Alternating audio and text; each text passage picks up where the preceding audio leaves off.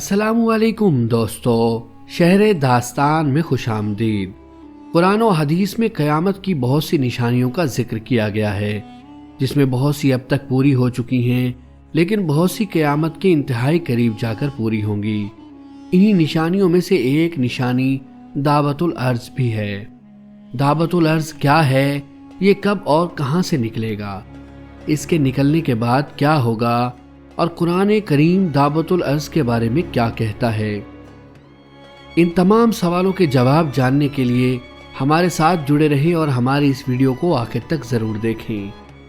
دعوت الارض کا مطلب ہے زمین کا جانور۔ علماء نے لکھا ہے کہ دعوت الارض 4 پیروں والا ایک عجیب الخلقت جانور ہوگا۔ کہا جاتا ہے کہ اس کا چہرہ انسان جیسا، پاؤں اونٹ کی طرح، گردن گھوڑے جیسی اور ہاتھ بندر جیسی ہوں گے۔ اس کے نکلنے کے بارے میں قرآن کریم میں ارشاد ہوا ہے، اور جب ان پر وعدہ پورا ہوگا تو ہم ان کے لیے زمین سے ایک جانور نکالیں گے جو ان سے باتیں کرے گا کہ لوگ ہماری آیتوں پر یقین نہیں لاتے تھے۔ کہا جاتا ہے کہ ایک زلزلہ آنے پر کعبہ کے مشرق میں موجود صفا پہاڑی پھٹ جائے گی اور اس میں سے یہ جانور نکلے گا۔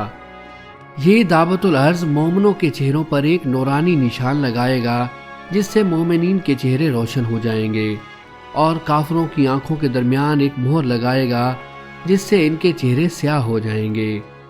دعوت الارض تمام شہروں اور علاقوں میں اتنی تیزی کے ساتھ سفر کرے گا کہ کوئی انسان اس کا پیچھا نہ کر سکے گا، اور دوڑ میں اس کا مقابلہ کرنا بھی ممکن نہ ہوگا۔